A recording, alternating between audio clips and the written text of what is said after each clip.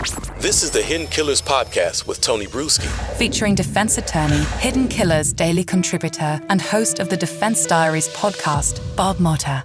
Talking about the Delphi document, the 126 pages that was released with all the Odinistic claims on it, and where there is a lot of smoke and there's a lot of interesting claims to be made, there are still a lot of facts in this, in the actual document, when you really go through it and find them kind of buried amongst the history and the theories of Odinistic cults killing children in the woods. Like, strip away all the Odinism crap. Mm-hmm.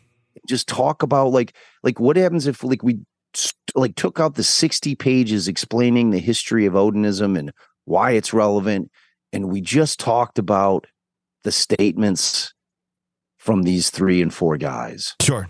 Were guys telling 2 of his sisters that he was there at the scene, where the same guy is telling, asking the question of law enforcement, hey, if you found my spit on one of the girls and I was able to explain it to you, why it was there, would I still be in trouble? And then that sister goes and takes a polygraph after she goes to law enforcement and says, my brother just confessed to me that he was here at the scene when the girls were killed. You can't disregard it. No. You just, what I'm saying is that so if you would have stripped away all that stuff, like the Odinism stuff, and just left kind of the facts that are out there. Yeah.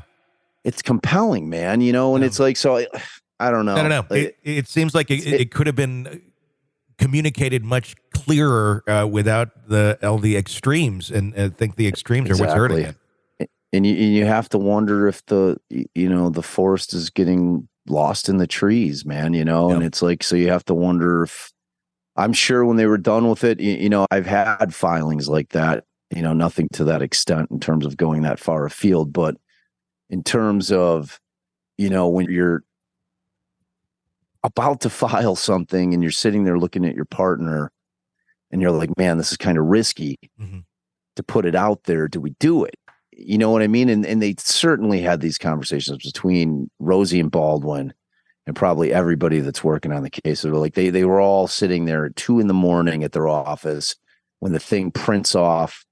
They go through it for final reads and they're like, man, this is like a big deal if we file this thing. And then like you can just imagine them sitting there on the online like Odyssey is typically what you file on, sitting with their finger hovering above the return button to click send. Man, it's like, because it was that type of thing. Yeah. So we'll see how it plays out, man. But as you know, the state responded. Yeah. State responded. Did you have a chance to check that out? I did. I don't have it in great detail in front of me at this time, but I know the basic narrative is it was colorful, dramatic, and very unprofessional, according to them. So that's beautiful. So that you pinpointed the exact paragraph that I wanted you to read. Yeah. Do you remember what it said after that? I don't have it in front of me. You go ahead. All right. This isn't a quiz show. That's what you have me on the show for. I do all the heavy lifting for you, man. So what it says after those exact 3 statements is, and it's not completely true. So, I mean, it's like they're casting shade on it, but that phrase, completely, and it's not completely true, is very telling. It tells us that there are truths in that document.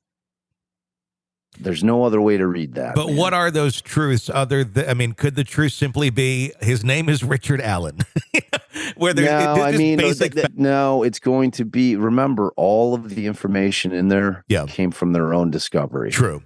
They're not going to be able to deny the fact. They're going to be able to produce the reports. The defense is. They're going to be able to say, we're not making this up. I know they acknowledge how crazy it sounds in the defense memo. Yeah. They're like, Your Honor, we realize you're going to read this and you're going to be like, this is insane. It's crazy. It sounds completely fictional, but we have all the evidence to support everything that we're saying in it. So that hearing, man, but like in that, frankly, it's exactly what I expected from the state. They didn't acknowledge any of the Odinism. They weren't going to get into it. they just answered as to what's important in it, which was the Franks hearing. Yep. That's all they did. It was 8 pages, short and sweet. They cited the facts and they cited law, and that's it. So it was like, I didn't expect them to get sucked in to the Odinism triangle of death. You know what I mean? I knew that they do exactly what they did, which is just give a very concise, fact-laden, law-driven memorandum in response to it. And that's exactly what they did.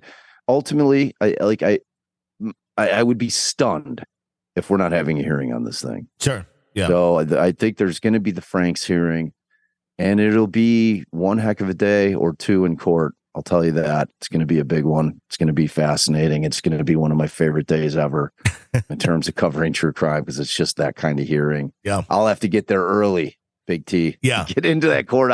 I mean, I'm typically in line by 5. Yeah. To make sure that I'm in there. But like with this thing, maybe a camping situation. It could be a camping situation, Tony. That is correct. You're consuming the Hidden Killers podcast. Want more? Start binging on all of our true crime podcasts right now through Apple Podcasts, and get an ad-free experience when you sign up to be a True Crime Today Premium Plus member, exclusively on Apple Podcasts. More of the Hidden Killers podcast, dropping soon. Press subscribe now.